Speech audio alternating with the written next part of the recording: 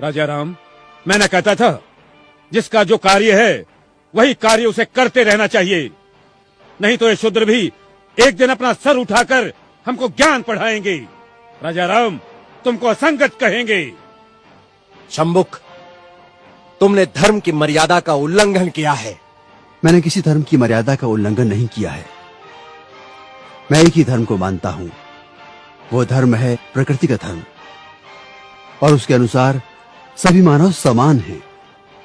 न कोई ब्राह्मण है, न कोई शूद्र है। देखो देखो इसकी जीवा कैसी लप लपा रही है। भविष्य में शास्त्र धर्म की शिक्षा देकर तुम राजा राम को ही आह्वान दोगे। ऋषि, हमें किसी राजसत्ता और वैभव की लालसा नहीं है। हमें तो सिर्फ एक मानव जैसा जीवन व्यतीत करना है। और फिर बस समाप्त करो तुम्हारे वचन। 2 अक्षर क्या पढ़ लिए, हमें ही ज्ञान की भाषा सिखाने लगे।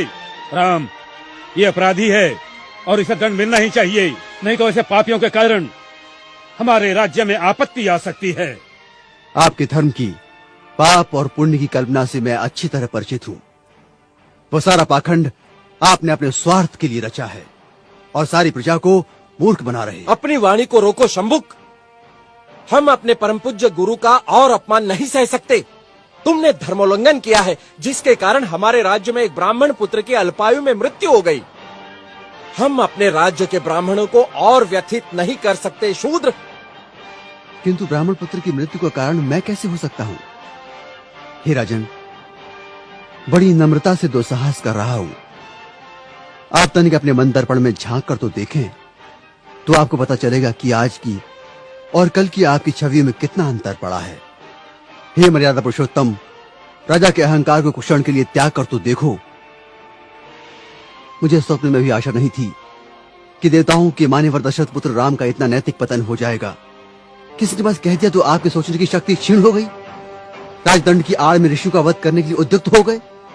दोषी मैं नहीं राजा राम, अपितु ब्राह्मण पुत्र की मृत्यु के लिए दोषी आप हैं। अपनी विष उगलती जिह्वा को रोको शंभुक। मुझे भयभीत करने की चेष्टा न करो राम। जब जब किसी शूद्र ने परंपरागत सामाजिक दास्तां की बेड़ियां तोड़ने की चेष्टा की, तब तब धर्मांधों ने उसकी हत्या कर दी। मुझे मृत्यु का भय नहीं राम। एक शंभुक जाएगा तो दूसरा शंभुक निश्चित ही पैदा होगा। शंभुक, मैं राम, स्वाभिमान और स्वतंत्रता का लघु जीवन भी दास्ता और अपमान से भरे दीर्घायु से कई गुना सुखकर है। अब यदि एक भी शब्द तुम्हारे मुख से और निकला तो मैं सत्य हूं और सत्य की कभी मृत्यु नहीं होती।